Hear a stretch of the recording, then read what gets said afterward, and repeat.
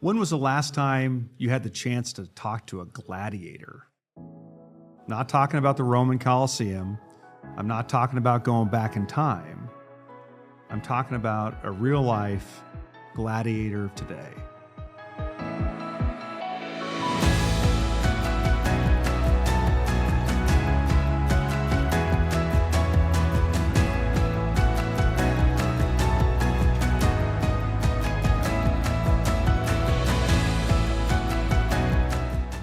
Well, our guest spent some time in the arena as a gladiator in Australia. He's been a spiritual gladiator and an Indiana Jones on an adventure that would just blow your mind. And excited to introduce him here so it can be blown. My name is Gabriel, the host of the Navigating Leaders podcast, where you awaken your vision and live boldly.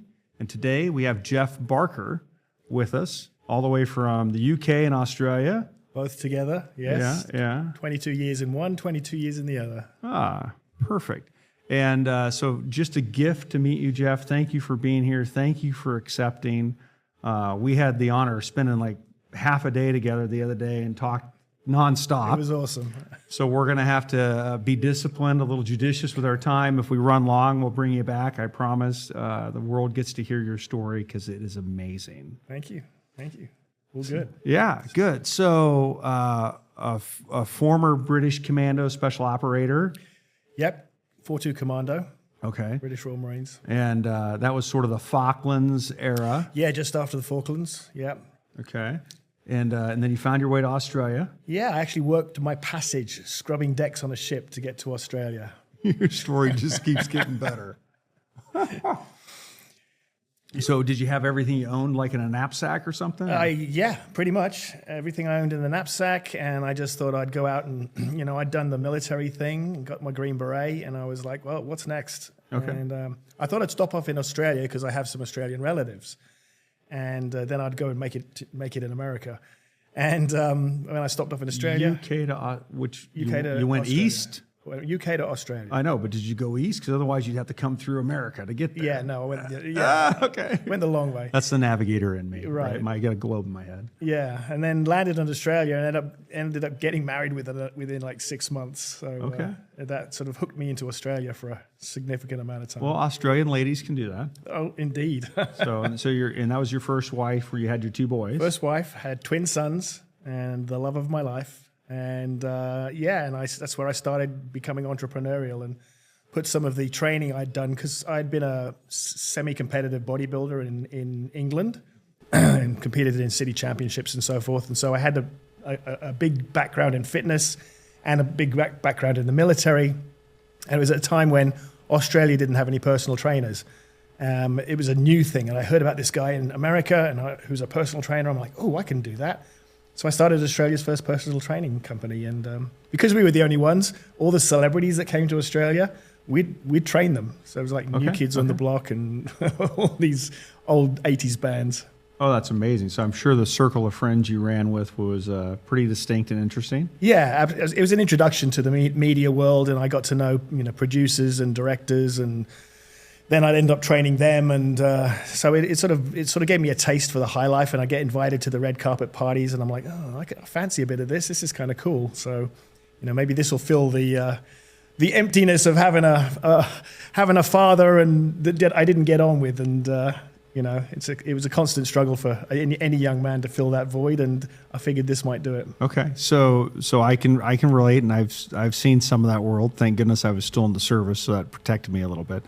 But I've never met anybody, certainly like you, right? And you're the first person I've ever met that sort of reminds me of Paul and his Damascus Road, where he persecuted Christians. And you were a spiritual Indian, like you explored, you dug in, and this has been a journey of yours for a number of years. But you were sharing with me that you actually read a lot of the religious texts to then point out to Christians why what they were up to was a bunch of malarkey. Yeah, I had a particular dislike of Christians, so much so that I studied Hebrew to try and be able to destroy them in arguments, which really wasn't very hard because most Christians don't have much of an idea of anything that's in the Bible, let alone the Hebrew root of the words. And then that sort of led me out of curiosity to read, the Bhagavad Gita, the Tao Te Ching, the Quran, the Gnostic Gospels, the Luciferian Gospels. I mean, literally anything that I knew people lived by, I wanted to read it. So as I could, I guess part of me wanted to know whether there was truth in it, but most of it was like, I don't think there's truth in it, and I will prove it. Mm-hmm. And so I became an absolute voracious reader, listener of audios. They weren't podcasts back then, but audios of any guru anywhere in the world who I thought might have something to say, and I absorbed it with this atheist, skeptic worldview. Okay, so spoiler alert, right? God wins in the end, right? With you, yes? Oh yeah. Amen. Okay, all right. I want to make sure that we get down this journey, but the journey to that point is absolutely amazing, right? So you had shared that you reached really the heights of inner circle fame, really entertainment. You said New Kids on the Block, bands, music, models, Richard Branson, Sly Stallone, like that whole circle, right? And it's really fun going up, right? Being invited in, getting behind the red rope, getting behind the room that nobody even knows is there, kind of thing, right? But then it kind of turned dark. Yeah, I mean, anyone who says that fame and celebrity is boring or not good, well, no, that's rubbish. It's fantastic for a little while. But it's like that gift you get at Christmas. You've been asking for it all year. If you're a kid, you've been asking for it all year, and you're so excited to get it, and you finally get it, and it's so exciting, and you rip it off, and it's so exciting, and you play with it for 3 days, and then it's like, well, it's just in my way now. And that was what happened with me with fame. I thought that if I had enough attention from, bear in mind I was the kid at school everybody teased. So again, there's that void that was. What did they tease you about? Because you're a beast, a hulk of a man. Yeah. Like what? I mean. Yeah, well, that's why that's why, because I was the worst at sports, and they called me like a fat kid at school, and I spoke quite well for the area I lived in. It was very like West Country. They speak like pirates down there. And my dad was in the Merchant Navy. He was a captain, so he spoke very properly. And so they thought I was a snob, and they would beat the living daylights out of me. But then when it came to sports, they'd be like, "Oh, I'll pick you. Yeah, we'll have Barker."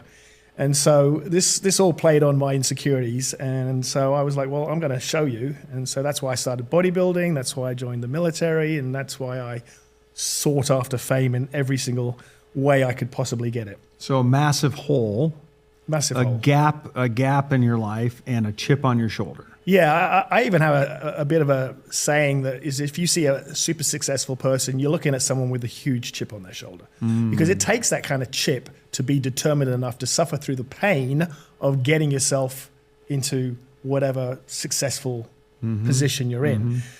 And so I was willing to literally do anything to fill that void and to validate myself, because I wasn't getting validation from my father or any of my school friends or any of that sort of thing back in the day. And so I thought, with lots of female attention, your face in the paper every second week, going to all the super cool parties, hanging out with the billionaires, and not having to stand in queues in lines to get into the best clubs, I thought that would be sweet. And it was. And it is. Yeah. It was brilliant for a while, but then you realize that these things have limitations, and you can only drink so much free alcohol, and you can only snort so much free cocaine, and you can only go to so many parties before your body starts telling you this isn't helpful. And of course, because I had a go hard or go home mentality, I'm like, I'm going to go harder. And so I did, and it just got really, really dark. If I just get a little bit more into the party, I'm gonna recapture that event the first time. And you've got to remember that we started a model agency in Australia, my wife and I, and it's what sort of catapulted her into the media.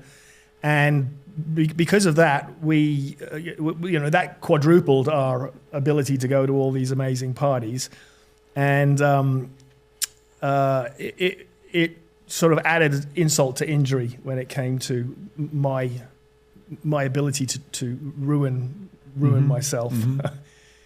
So none of it was very healthy, and I was just trying everything I could possibly do to fill the void, and it was a massive believer in freedom. And I sort of thought, I'd read Aleister Crowley, and I'd read a lot of these books on, ultimate freedom. And I was very anti-morals because, well, I didn't like Christians. And to me, I thought morals were what was destroying society. Mm-hmm. It was because of morals that people were judgmental of, LGBTQ or lifestyles. Because of morals that people were cheating on their wives because they couldn't just say, I'm going to have an affair. Because of morals that society was crumbling and people were hiding their sins as opposed to just saying, this is who I am.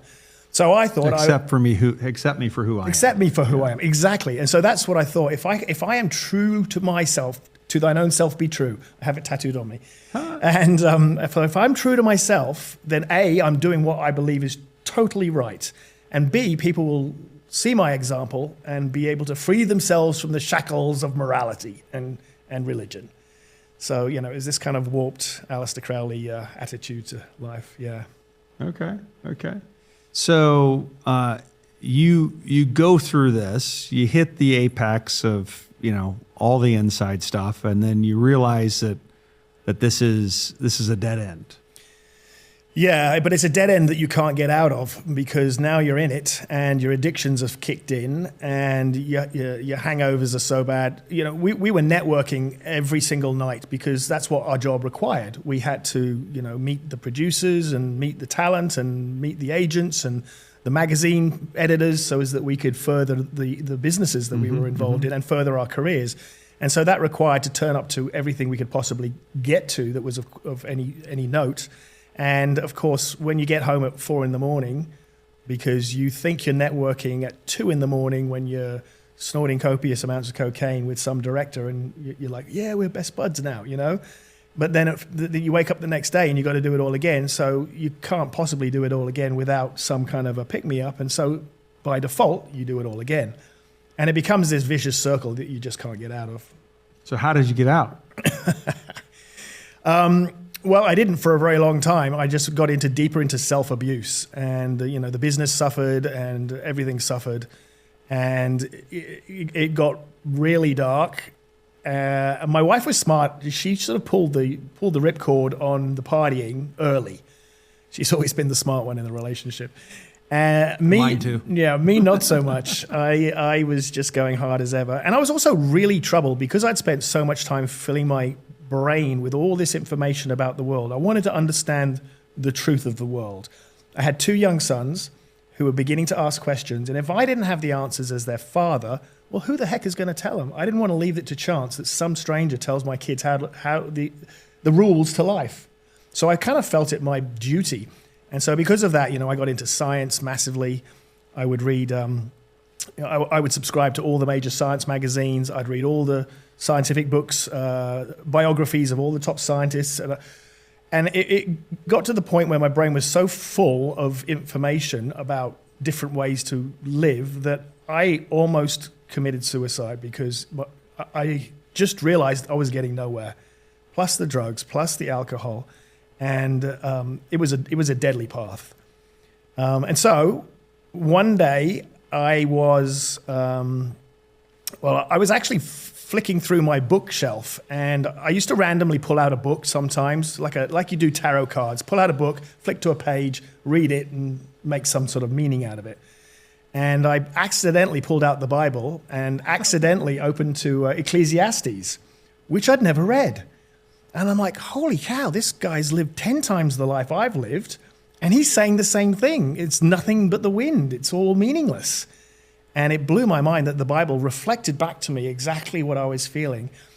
And so the thought that maybe if I just got richer, maybe if I just got more famous, maybe if I just went harder in the partying and so forth, I would work my way into a situation of freedom and contentment. And here's a guy saying, nope, it's meaningless. And that was the first spark that I ever had. And then that evening, I'd watched a documentary on Persian armies. Mm-hmm. And how they used to sail their boats up to the shore, and they'd let all the soldiers out, and then they'd burn the boats. And being a soldier, I'm like, oh, that would make you go forward. There's no going back. And I'm like, how can I do that with my life? Because I can't get out of this. I am trapped in it, and I'm going to as I said to my wife, I'm going to either jump off a cliff, metaphorically or physically. And then it was like this little seed. Well, why don't you do it metaphorically? Why don't you burn your boats, burn this life down, start again? And so I said to her the next morning when she woke up, and she thought I was completely drunk, which I might have been slightly. And I said to her, listen, sweetheart, I think we should burn our boats. And she's like, well, we don't have a boat. And I'm like, no, I mean, metaphorically, I want to give away for free everything we own, our whole lifestyle. I want to get in a van and go looking for the meaning of life to see if this universe, because I used to read Oprah's top 10 spiritual gurus, you know, Deepak Chopra and all those guys. And so I was sort of beginning to use some new age language. So yeah, I wanted to find out if the universe would provide for us. And it was just like, okay, I know that my hedonistic, paganistic lifestyle is death. That I had come to the conclusion. So maybe I needed to entertain the thought that perhaps there was something spiritual. And if there was, for my son's sake, I should probably find out what it was. And that's how it started. So what does this look like? So we, after a significant objections, because bear in mind she had a 6-month-old, we'd just had a baby, but she sort of saw my situation. She also saw the situation we were in, and it was like, okay, this isn't bringing her any more happiness than it's bringing me, and maybe he's right, and you know, now's a good time to do it because the little one's little. And so she said, okay, let's do it. Why not? Yeah, why not? And she's always been you know, my wingman, so it was good. And so I put a video on YouTube, just saying, hey, it's us. We're giving away everything, and you can still see it. It's up there today. And people know who you are. Oh yeah. Like, this isn't like if I put up a video and say I'm giving myself. No, away. we got 64,000 requests for our stuff and 12 million hits on our website. So it was all over the newspapers. It was all over the magazines and the, you know, the local, not the local, the national news. And so over a period of a month, I had to wade through 64,000 emails of people in need, because that was the requirement. You have to be in need and you have to somehow prove it to us, who wanted a big screen TV or jewelry or designer clothes or a car or you know, everything. We gave everything away, including the businesses, which we handed off to the employees. Okay. So now you got next to nothing. Yeah. And yeah. where do you go? So then the task was, okay, well, let's get out into the big wide world and see if the universe guides us, see what happens. And so eventually we ended up in a little tiny van. And when I say little, it was like a painter's van. So we just enough room for a queen-size bed in the back. Okay. We had been offered a big van, just like the Ritz, kind of like the Ritz-Carlton, but on wheels. Yeah, yeah. No, none of these flashy like bathrooms and cooking facilities. None of that. And my poor daughter, she lived on the back of the van seat for half of her young life. And then I set some rules, and the rules were that we had to say yes to everything that came along. There was no like, no, I don't think I feel like doing that, or no, I don't want to do it. It was like, yes. If it came along, it was because the universe was putting it in front of us to experience. And so we would be at a gas station, or it was Australia, so it was a petrol station. And I'd be talking to the guy behind pumping the gas, and he'd say, oh, what are you guys up to? And I'd say, oh, we're off looking for the meaning of life. And he'd say, oh, well, there's a guru in the hills living in a cave. So we'd go off and we'd find the guru and we'd hang out with him for a while and we'd video him and find out what his truths were. And then he'd end up saying, oh, the Hare Krishnas are in the next county, in the next state. And so we'd go and live with the Hare Krishnas for a while, and then we'd live with the Buddhists for a while, and the Hindus and the pagans and the witches and the nudists and everybody we ran into, we said yes. And that's how we started. And we interviewed thousands of people about the meaning of life to them and what they thought the answer to happiness and freedom was. And, for me, it was about collecting data. But we also had another rule, which was that when we said yes, we would also say yes to any jobs that came along. So bear in mind that we'd come from a very materialistic background, and it was all about how much money you're making and how fabulous you are. So I wanted to reverse that by being what I considered was the angel on the spot. So if I was there and I saw a broken fence, I would then assume that the universe had put me there. And since I was there, it was my job to fix the fence. So I'd knock on the door and say, hey, you got a broken fence. I've been put here. I'll fix it for you. And we would do it for free. No barter, no money, 100% for free. Gift our time, I would call it. I want to give gifts to people. And again, I don't even know where all this came from. It was just like I had to do something. I had to do it different to what I was doing before. And this is what came to my mind. And so we went around. You needed a structure. You needed some set of rules or operating manual to go do this crazy thing. Well, yeah, because otherwise it would have just turned into some like vacation and we'd have been sitting on the beach. And that's not a spiritual adventure. In fact, when I said to my wife, let's give everything away for free, she said, well, why can't you sell it? And I said, well, that's called a garage sale. There's no spiritual truth in that. And so it was just about like, what's the most extreme thing I can do that might get the attention of anything that calls itself God or spirit that might allow it to reveal itself to me, because I don't believe in it. So we would end up in the most amazing, weird, wonderful, wild, fabulous, and terrible situations. One of them was we went and helped this old couple who had a property, and they were really too old to get out there and pick up all the manure from all the animals, and it was just everywhere. And so I went out there in the blazing sun, and I'd spend hours and hours and hours picking up cow manure and goat manure and putting it in giant piles and in the hot sun. And my wife's like, darling, why are you doing this? We used to get paid like $400 an hour, and you're out here picking up crap for nothing. And I was like, yeah, I'm the angel here to do this job, and I'm loving it. And it was really odd that I loved it, because I knew I didn't expect anything from them, which meant it was a total gift. And I don't know, have you ever given a gift and you just feel good about giving something to someone? You know, it's like when you pay for a meal for someone, you feel good because I gave you something and I want nothing in return.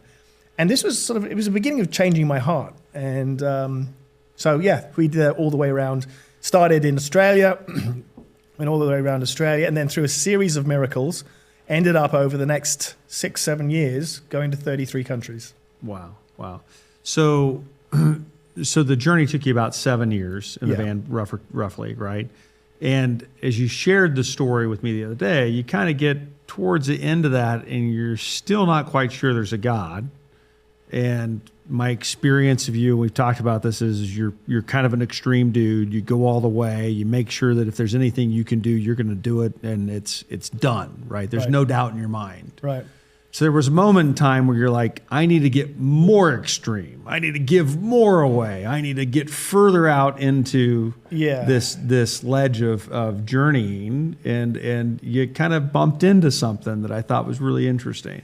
Yeah, there'd been a couple of times. There'd been one previous time that I'd had something odd happen when I was walking up the road. Do you want me to cover that one? You're a surfer dude, is what I think. No, I know. I was going to cover that one, but do you want me to cover the first one first? Always. Is that all right? Okay. Go for it. So you asked me the other day, when did you start noticing the potential that Jesus was involved, or that Christian God was involved? And the very first time was when I was walking up the hill in Orange County, and it was a misty day, and I was just going on my normal walk. And I walked past a big church, like a mega church, and it had fountains. It was beautiful. And I was walking past, like, cursing the church, going, you money grabbers, you hypocrites. I bet you'd take my credit card the second I walk in the door. I was just dirty on them. And as I'm thinking these words, this voice comes into my head, and it said, you're the hypocrite. And I was like, wait, what? Because that was the one thing I swore I would never be. And that's why I was out here doing these things. I wasn't lying in bed reading, the top 10 spiritual books and claiming that was me on a spiritual search. I was out here busting my chops, trying to find the truth. How dare whatever my voice just said call me a hypocrite? So I was a little bit perturbed at that. And I'm like, why would I call myself a hypocrite? And then the voice continued in my head, and it said, you won't even go across the road to see what these people have got to say. You'll sit on top of a mountaintop, cross-legged for 4 hours with crystals in your ear, chanting whatever the guru told you, but you won't walk across to hear what these guys have got to say. And I thought, wow, I'm a hypocrite. Oh. It really cut deep. And so, well, obviously there was my challenge, and I wasn't going to let that sort of lie. So I went home and I said to my wife, hey, I'm going to that church next week. And she's like, well, you're on your own, buddy. Because she had as big a charge against church as I did. And so I did. And I went, and as I was walking across the road, I had my arms crossed like this, thinking, oh, all right, you bunch of, greedy Christians. And the voice came back in my head and it said, you go to this church service exactly the same way as you would go to a new guru who was coming to town. You'd be enthusiastic. You'd want to hear what he had to say. You'd be like, wonder what, if he's going to have any truths. Go with that attitude. So you only have to get across the street, right or down the block, where before you'd travel across the globe to go see whoever, whatever, to do whatever. Exactly. Okay. So I did, and when I was there, I sat at the very back, crossed my arms, slightly snarling, and but sound like a teenager. Exactly. And it was a huge auditorium, and I looked down at all these people, and for the first time, I didn't see them as the enemy. I didn't see them as the giant hypocrites that I had thought of them as all those years ago. I saw them as seekers like me. Now, I still didn't, there was no coming to Jesus. There was no belief in Christianity. There was just a softening. Well, just being able to be neutral, yeah. Right? Just to pause and to breathe and to give a window, yeah, right? A crack that something different could happen. Yeah. Yeah, I definitely saw it as, I was kind of like, wow, I feel kind of soft towards these people now. And maybe they have something to teach me. So I felt the old saying, don't throw the baby out with the bathwater. And I'm like, okay, I have been throwing the baby out hardcore. Maybe I need to sort of be a little bit more gentle and be more open-minded, because you're out here telling everyone how open-minded you are. Be open-minded. So anyway, so that then we went around for another year. I want to hold for a second here, because you just said something. Be open-minded, and you were open to everything but Christianity. Everything but Christianity. Is there a root? Is there a reason? Something in your past? Why so anti-Christian? Well, I had been brought up with a very atheist father, whose entire family were hardcore atheists. And a very Christian mother whose entire family were hardcore Christians. So I always had like this devil angel on my shoulder. And as I got older, I sort of saw the weakness of Christians, because she went to one of these very, very little churches with the little tambourines. And I just was like, oh, these people are pathetic. And, from my dad's side, my grandfather was an entrepreneur and, a big shot in London when he was young. And I was like, well, this is the direction to go. Plus, all of my study of science was like, oh, you Christians are idiots. And then the concept of faith, I used to call it fairy tales, because it was just so ridiculous. Oh, you're going to believe something somebody tells you. Well, what about the guy over here telling you something different? How do you know that's not true? And so in my research, and this is where people get really stuck in the mud with research, is you think you're researching, and there's this layer of research that's very available to people, and it states effectively that there is no God, that you're an idiot for believing in Christianity, and I had been sort of marinating in that for many years. And it wasn't until I started delving and looking at the people debunking the debunkers, and I'm like, oh, wait, that guy was wrong. That's not actually how it is. And that's when I started to question things and realize there might be more. But the initial hatred of Christians, I just think it was because I just saw weakness. And the last thing I needed in my life was weakness after feeling so weak as a child. Well, and you're such a strong warrior, bodybuilder, but apex predator, top of the food chain. Well, but remember, that was all based on weakness and a little boy Always who was just not enough and who wanted to cover that up. So you hit the little boy piece, right? And I love the verse. I speak into it a lot, right? 1 Corinthians 13:11, right? When I was a child, I thought like a child, I reasoned like a child, I spoke like a child. When I became a man, I put the ways of childhood behind me. I might have messed it up a little bit, but you get the idea, right? Was there a moment of manhood in your life when that boy got put aside and you stepped into manhood? Yeah, well, I mean, it all stemmed from my dad used to go away to sea because he was a captain in the Merchant Navy. He'd go away for a long time, and my mother would turn to me, even when I was a little boy, and say, well, you're the man of the house now, And I remember being terrified, thinking, oh, wait, what? I've got to know everything. If I don't know everything, how can I help Mum? And so that was my initial drive to start pounding information. I mean, I read all the encyclopedias. I had all the encyclopedias. I read them cover to cover. And, how to fix a car. A big, thick book on, I read it cover to cover. So it was the first time I was like, I have to shed these childish thoughts. So that was the first time it happened. And the second time, oh man, I'm trying to think. The second time I was reading a book on a science book, the latest science on some subject. And I had my ideas made up about that certain topic. I don't remember what it was. And I'd spoken to many people about it. Oh, well, this is what the mainstream science says. This is what the magazines say. I know, I've read the books, blah, blah, blah. You're an idiot for believing otherwise. And then the mainstream science came out with an entirely different explanation, saying, oh, we were wrong. And I'm like, wait, what do you mean you're wrong? You can be wrong? And it was like a wake-up call. Wait, science can be wrong? And that's when I thought, wow, it's not good enough to read the mainstream science and to read the magazines they put out and the headlines in the newspaper. I need to read what the experts are saying from their own mouth. And that's when I started diving into the biographies. And when you read the biographies, it's a whole different story. They're there admitting, we have no idea. It's very godlike, we must admit. And all the things you thought were solid science are not solid in the slightest. And that's from the horse's mouths. And I was like, well, I've been lied to here. I need to be a little bit more open-minded about whether these things I believe are true. And so the world lied to you, science lied to you, yeah, culture, it all lied. It all lied, which was one of the reasons I was like, okay, if everything's potentially lying to me or exaggerating or half-truth or whatever, I need to go out and experience it. And so that was the other rule I said to my wife. I said, listen, I can't be told there's a God. There's no preacher on the planet who can stand up and convince me. There's no book I can read to convince me. There's nothing. Even if God came down and shook my hands, I would just assume I was having a flashback and I'd dismiss it. I said to her, I must be transformed. And if I'm not, then there's no God. And so it wasn't You're kind of a hard nut to crack. Yeah, I don't know. I felt like I was very reasonable at the time. Well, I'm like, show up, buddy. If you're out there, show up. And so that was my criteria, was I would have to be transformed. Otherwise, I wasn't going to accept it. And I didn't even know what that meant. I didn't know what transformation meant. It was just a word that I'd gone, that's it. Something has to happen inside me that changes my mind, that isn't from a human. And so, so that was the attitude. Can I ask you a question? Yeah.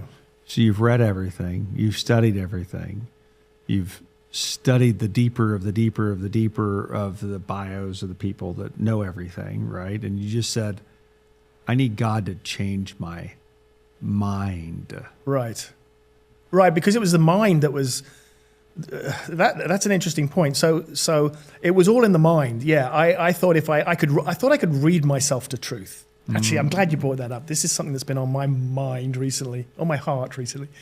I thought I could read myself to truth. I thought if I absorbed enough information, I would have enough data to be able to make a logical decision and therefore take a correct step forward. That wasn't how God works. In fact, it was quite the opposite. And I have the New Age to thank. I mean, despite the fact I'm well aware that the New Age is very far from what Jesus is asking us to be involved in. But from an atheist point of view, the New Age was a big step for me. Yeah. And just to be honest, we've got to honor people who are in motion, right? The seekers. That's it. The people that are journeying, the people that are looking for answers, that are awakening to the possibility of being wrong, awakening that everything they were nurtured and natured into maybe is a lie, right? Like there's a knowing inside of us, right? Because of the divinity, because of the spirit, like that we know when things aren't in alignment, and so yeah, absolutely. And I went from super critic. I was Mr. Critic. And here's the thing about being a critic, it's very fabulous. You get to be so full of ego. You're wrong. Oh, you have no idea. Oh, you're an idiot for believing that. It's a real superiority complex position. And I started to notice that. I'm like, wow, I kind of get off on telling people how wrong they are and how I know better and how they're stupid. And so I thought, when I started studying all of these New Age, so I read them all, and then I started studying them all. So there was 2 steps. One was to try and get the information, because I thought that would transform me. And then the next step was like, well, the information didn't transform me. What's next? Well, maybe I should experience these things. The application. Right. Well, how do I apply it if I don't believe it? Because there's no point walking into something going, come on then, show me. That's just, you might as well not bother. Like going to church. Like going to church. And so I became aware of my own superiority complex with how much I knew. And I had to admit, just like how many parties I'd been to and how fabulous my life had been, it wasn't fulfilling. Yeah. So my knowledge wasn't fulfilling. It wasn't transforming me. It wasn't changing anything. In fact, it was probably making me more depressed. Because now the more people I ruled out, well, you're wrong, well, that's not right, the scarier it was. I thought it was going to be an easy journey. I thought, I was going to hang out with the Buddhists for a couple of weeks, and I was going to be all in, and I was going to find the meaning of life. Bing, and there it is. I get to wear some cool Buddhist clothes and tell people to be Zen. Didn't work out like that.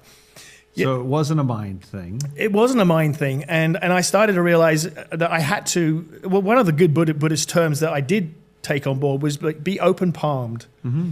And, I hadn't. I'd been like, I'm right. And what I'm not right about, if you're spiritual, you're wrong. But Buddhist teaching was like, just be open-palmed. Hold them both as a possibility. And the other thing in the materialistic world is there's a wrong and there's a right. Well, what if there's just both? It's the paradigm of God, ultimately. He holds everything in his hand. That came later. But I was beginning to learn that it wasn't as easy and black and white, and you get a ding ding ding when you get something right. It was a far more nuanced, far more scary, because obviously I'd built this worldview and I had to start undoing it one bit at a time. And so the New Age, it just started allowing for cracks in the shell I had built around of materialism, Newtonian materialism. Plus quantum physics. You study quantum physics for 5 minutes and you're going, what the heck? There's a lot we don't know. There's a lot we don't know. And the more you realize about, a simple cell, it's not simple. It's an entire working city. Oh, well, they kind of lied to me then, because I thought it was like a blob with a thing in the middle that could evolve easily. So there was all these things that sort of coming at me that was like, I've been lied to. This isn't as simple as they said it was.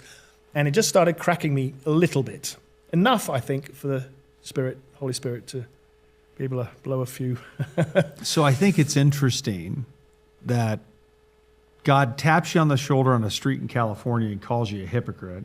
He gets you into church, but that's not how you get to God. No. You turn around and you leave. Yeah, turn around and left. Absolutely. There's no way I was becoming a Christian.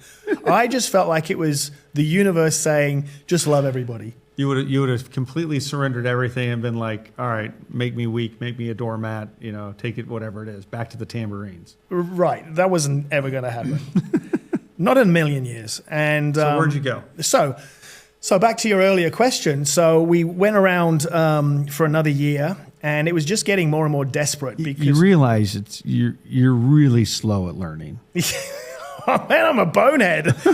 Some people say like, oh, you've got such a good testimony. Mine's not any good. I'm like, dude, I've got a testimony that I was an idiot.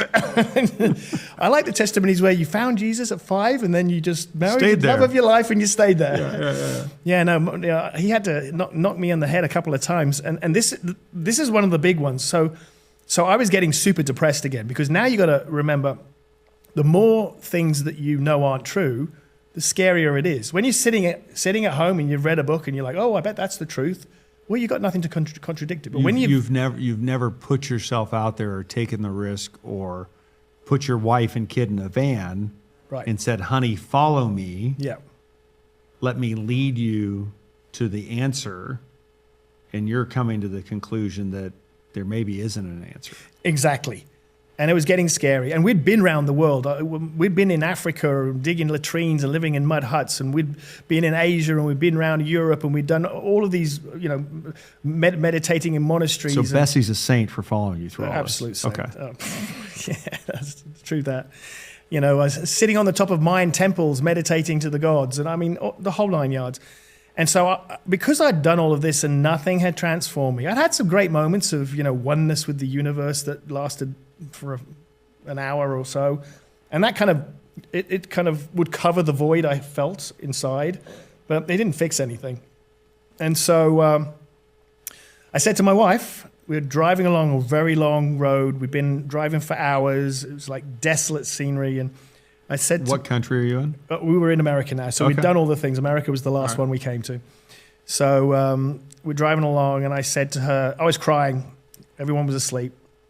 And she hears me crying, and or just like weeping.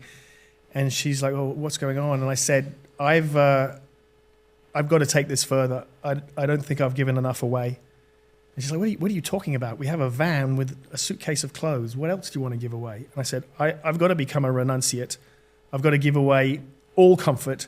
I've got to live in a cave on a mat, a bamboo mat, eat once a week, give up warmth and comfort and friendship and family and relationships, and anything that could possibly trigger an endorphin reaction on me. So let's hold here for a second. To do that, to take that extreme step,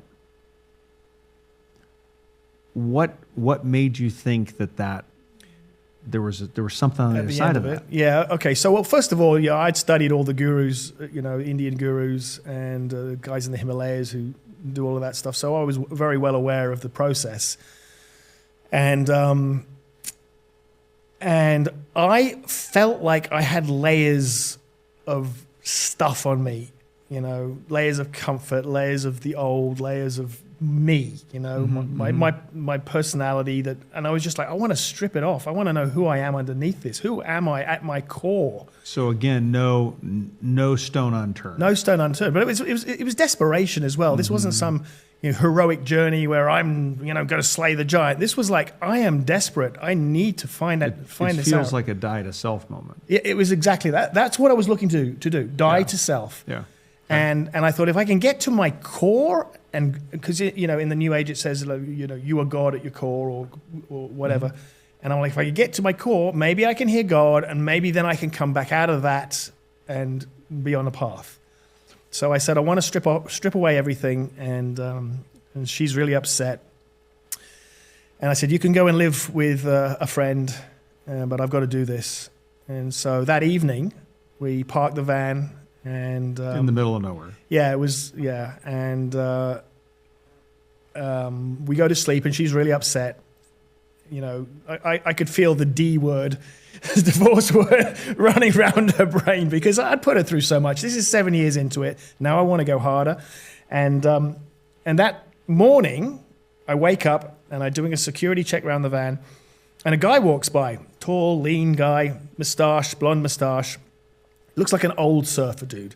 He's got a white hoodie on, and he stops. And this is my American accent. He goes, "Hey, y'all, what are you doing?" Did you like that? They don't say y'all in California, but we'll take it. We'll take it. He said, "Hey, y'all, what are you doing?" And I said, "Oh, we're off looking for the meaning of life." And he goes, "Oh, yeah, I did that for a while." And I was like, "Wait, really? What did you do?" He said, "Man, I was a renunciate for 5 years." He said, I lived in a cave on a mat. I gave up comfort and warmth and family and everything else. I used to get fed by the locals once a month some rice. And he said, I was really good at giving things up. And I'm like, wait, what? Because I'd never met a renunciate in my whole life. And to this day, I've never met a renunciate apart from him. And I said, well, what happened? What happened? And he said, one day I woke up and I realized I was so good at giving everything up. But there was one thing I couldn't give up. What was that? That was my pride in how good I was giving everything up. And I was like, wait, what? It blew my mind. I'm like, wow. He said, I got out of the cave. I went into the town. I bought a bottle of Jack Daniels, a packet of cigarettes, and a tub of ice cream, and I never went back. I'm like, what? So this was mind-blowing to me because here I was. I had never met a renunciate in my life. The evening before, I'd had the conversation, I want to become a renunciate, and one turns up on my doorstep the next morning. saying, dude, you don't do need to it. go down that path. Yeah. So my wife was like, there is a God. and I felt like it put a big cosmic full stop on that rabbit hole, which was probably a good thing. So I didn't become a renunciate. Well, give yourself credit, though. For what? You listened. I did listen. It was so obvious. It was so blindingly obvious. And we'd had so many mini miracles occur along the way that I was beginning to realize something is going on. You know, we'd be at this point, the universe is showing up. The universe is showing up. And we'd had a raft of amazing people we'd run into who would give us little bits of information that would make a difference, little pieces of the puzzle, not the picture, but little pieces. And things like we'd run out of money.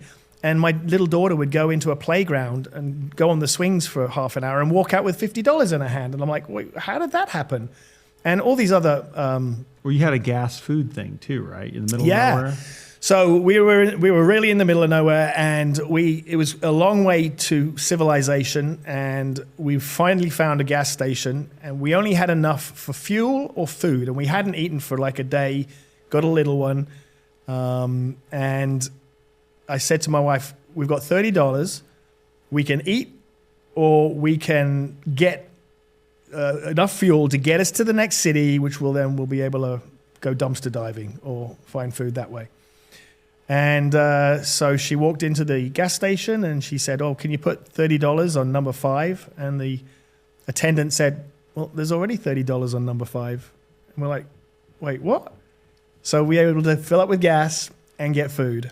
And I'm like, again, how does that happen? It wasn't like, oh, there's $27 on number 5. There's $30 on number 5. You know, it wasn't like I ran into a guy who said, oh, yeah, you know, I meditated for a long time. He was a renunciate, and he used that word. Yeah. So these were mini miracles and made me realize that my skepticism really was a load of rubbish, and I needed to open more. I needed to allow myself to accept the possibility of something bigger going on. And so that rabbit hole was closed off, and we went off on our merry way again. And but you find yourself again at another dead end. I'm such a slow learner. Yeah, well, yes. You can see that now, right? Yeah. And for the audience, there's a couple of things I want to point here. Is right, like is he doesn't quit. Right. You get back in the arena, or you get back on the horse. And the other part I want to acknowledge, because you just touched on it there, is you wanted to get your family and your child to another city to rummage through dumpsters to feed them. Right. And you are a hulk of a man, bodybuilder trainer, former special forces, former top of the A list of Australia, right? And so you've lived it all. You've covered the spectrum, right? And so for anybody listening, I just want you to know you're okay, and you're in the right place, and there is a plan, and just a little surrender, a little faith. And so you're back at another dead end, and you're kind of casting yourself into the final journey. Yeah. This is where it all came to a head, because now I had been, we'd done so much and I'd seen so much. I'd been in Gnostic ceremonies with daggers held above my head, and I've been chanting in the middle of the woods around fireplaces, nude, and doing spells and doing meditations with gurus. And I couldn't think of anything else to do. And so I'm really running out of steam. My daughter's 7. She needs to go to school. I mean, it was cool that she got to do school on the African plains with elephants in the background. And, she had a really amazing upbringing, but it was time for her to get to school. And I was like, this is it. I don't think we can do this any longer. I'm going to call it, but I'm going to do one last thing. And so I said to my wife, right, I'm going to lock myself in a room. The only way I could think that might get the attention of the powers that be, call their bluff, as I said, lock myself in a room and do a 40-day fast. And so my wife had just made friends with a Jewish Buddhist monk. And find those every day? Yeah, and she'd lost her husband, and her little daughter had become friends with mine. And so she was like, can you move in with me and keep me company? And so we said, yeah. And she said, I've got a room out the back. It's got a bathroom. It's got a little window that looks over a brick wall, like a cell, and you can do your 40-day fast there. So I said, okay. So they locked me in the room, and then I had a plan. There was a plan that I wanted this to go right because this was all in. The chips were down. This was all in. If this didn't work, I was going to stand up, announce that there is no God, atheists are correct, go back to my hedonistic pagan lifestyle and blow my brains out with cocaine or whatever it was to fill that void. And so it was really all in. And so I made up a plan. The plan was that I decided it was between two things. One was it was either the New Age style of God that was the universe that was guiding us. And because I really hadn't given the Christian side any time at all, it was the only thing I hadn't given any oxygen. I hadn't given it anything. I figured to say I've done this completely, I have to give it some oxygen.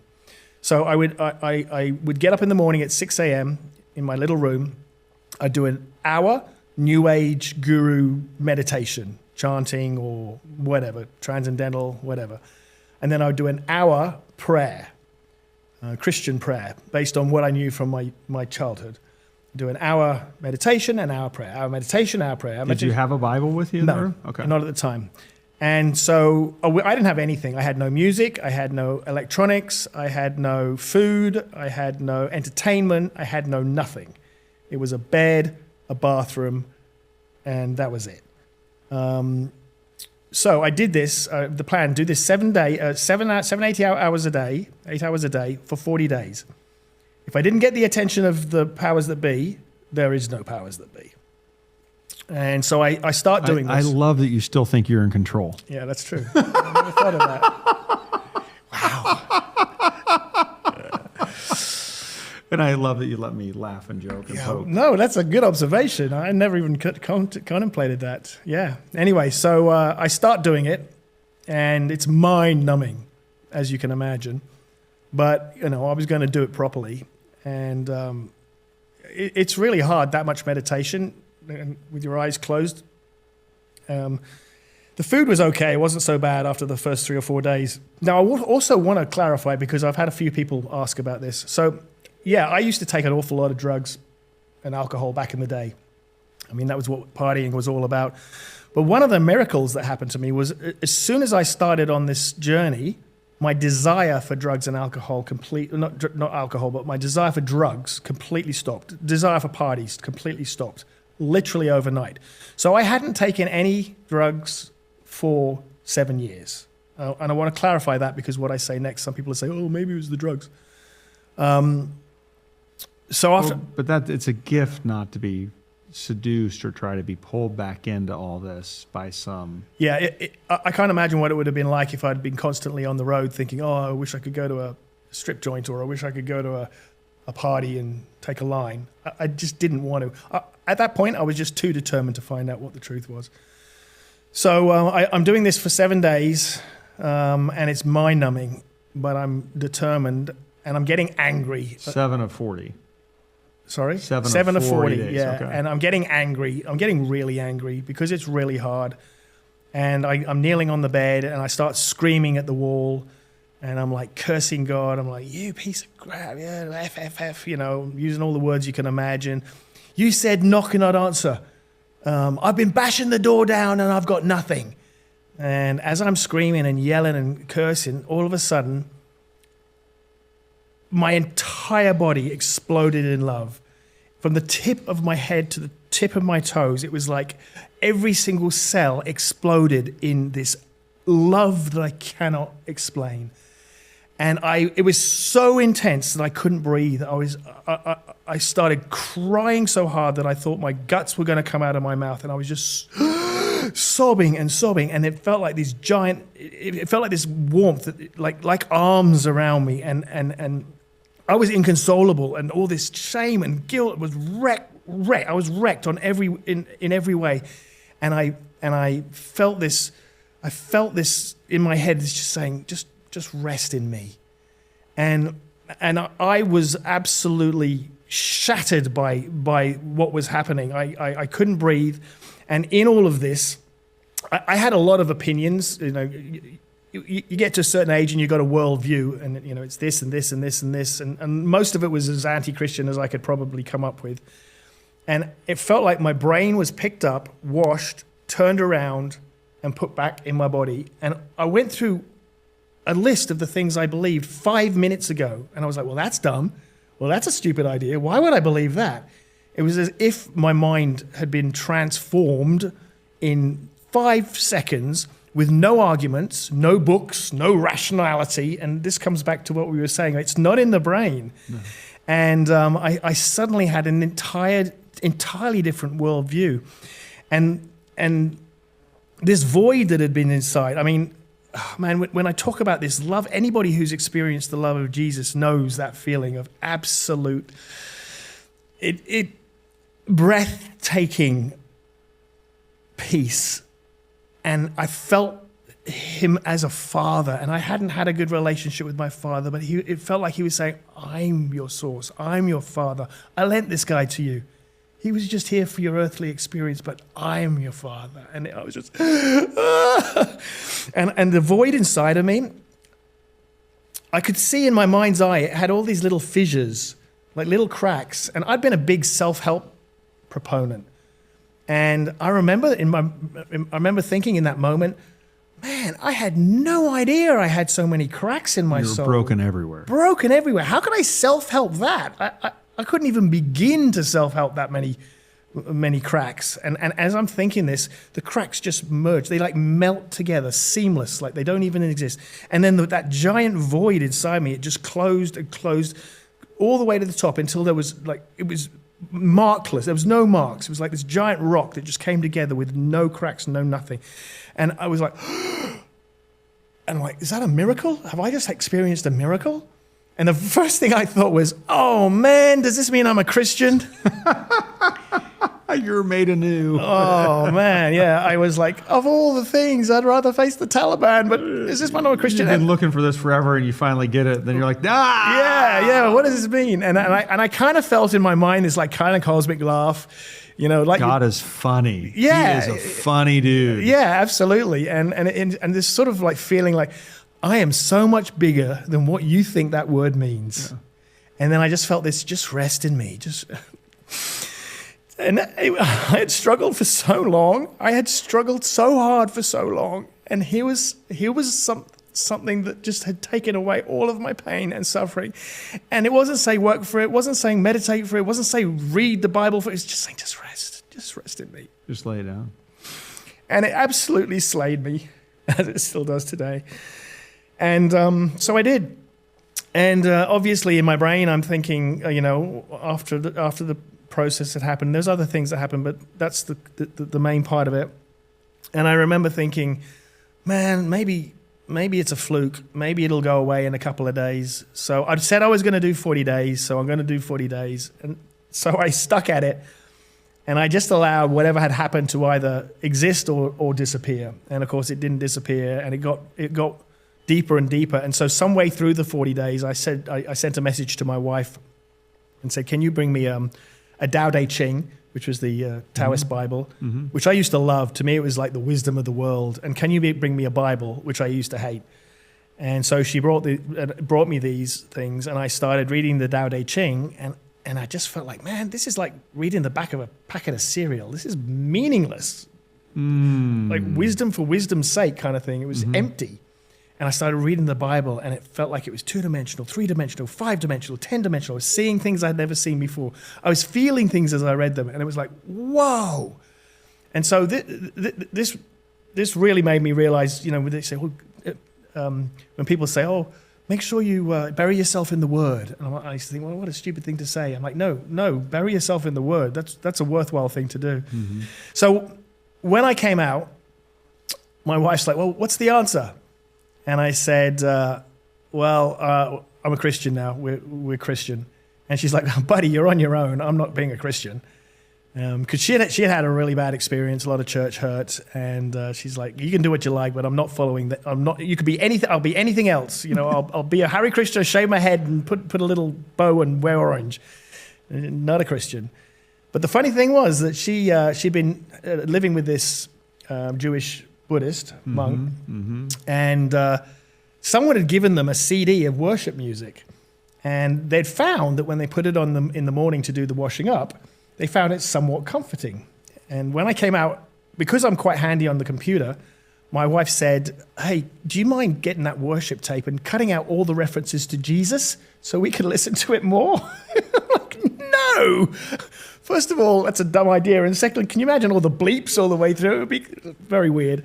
Well, and really totally counter like when we're bleeping other things in society, right? You know, I know. Exactly. So she saw I was transformed. She could see the change in me. And it wasn't long after, it was only months afterwards that she was in a... she grew up in a Christian house, right? She was a pastor's kid. Yeah.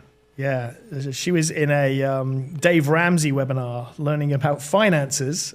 And, you know, it wasn't some big, come up to the front, Jesus loves you. This was about finances. And she just broke down in the middle of the seminar, ran outside. And I'm like, what's the matter? And she says, I'm giving my heart to Jesus. I'm going to give everything. And that was that. And then she just took off, man. Next thing I know, she's volunteering for everything at church. She's going around Santa Ana, you know, to the back streets where all the homeless are at 5 a.m, giving them hot dogs and ministering and praying for them. And I'm like, wow, okay, that's how you do it. So that was really the journey. And, you know, now she's at Dallas Seminary doing a theology degree. So wow, how things have changed. How they have.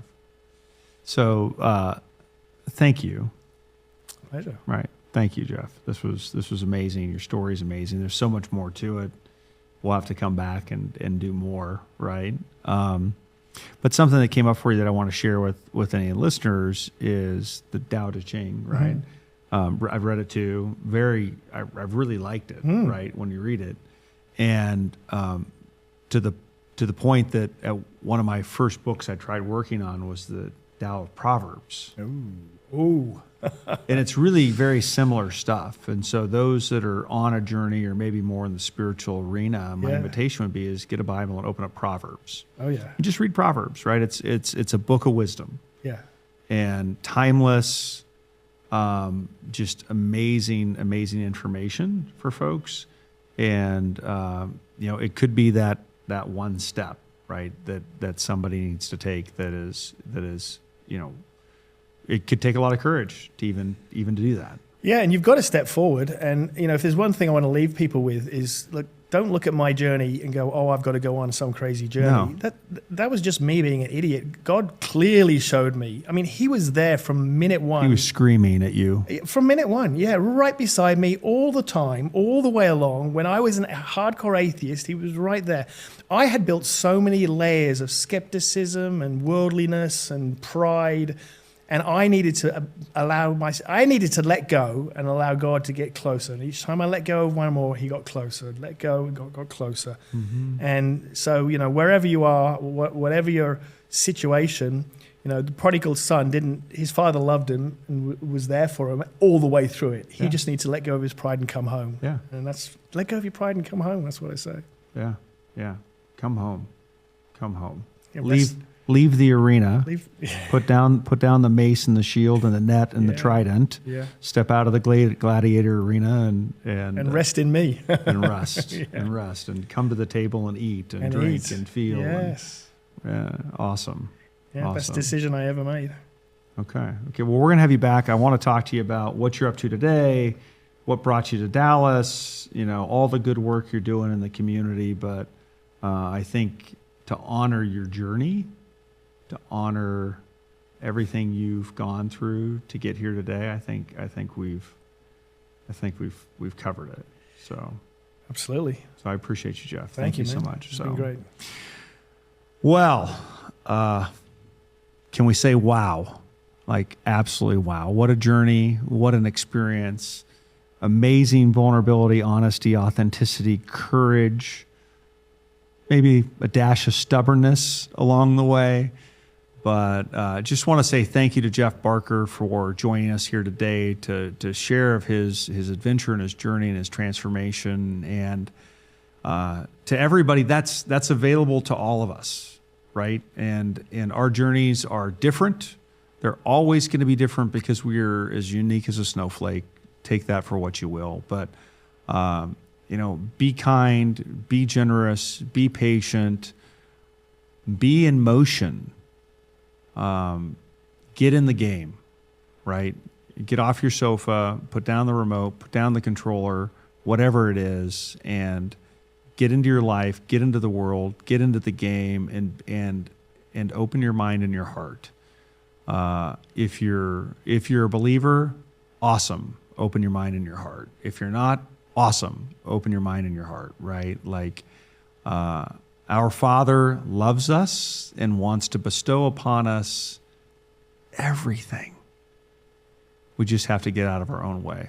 And I think you've shown us here today a lot of good ways to get out of your own way. And so I appreciate that. So thank you. I know that this resonated with you and that there's somebody in your life that this was perfectly for. If it wasn't for you, then put it in a text, shoot it off and share it. It's how we grow. It's how the community grows. And it's how we get to take care of our friends and families and loved ones. So with that, thank you for coming to the Navigating Leaders podcast. My name is Gabriel Grease, your host. Until next time, God bless.